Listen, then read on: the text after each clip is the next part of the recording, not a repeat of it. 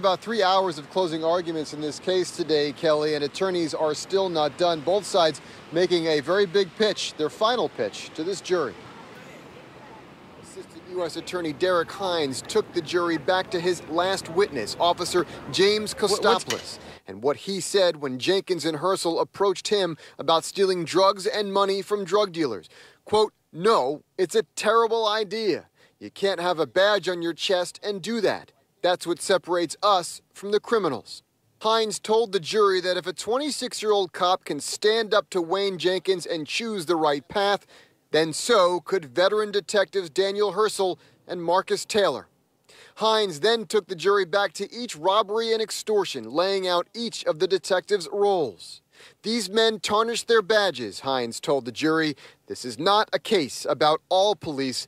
It's a case about a group of criminals who happened to hide behind the badge.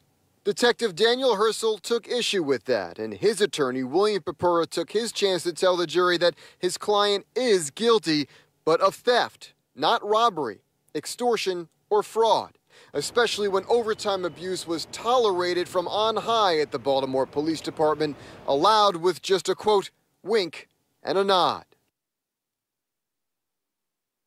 Now, Herschel's attorney continued to discredit the government's witnesses, saying they're all drug dealers and not to be trusted. We could hear much of that same kind of defense for Marcus Taylor tomorrow. Closing arguments are expected to resume in this case tomorrow at 10 a.m., and the jury might actually have it after 3 weeks of testimony by lunchtime.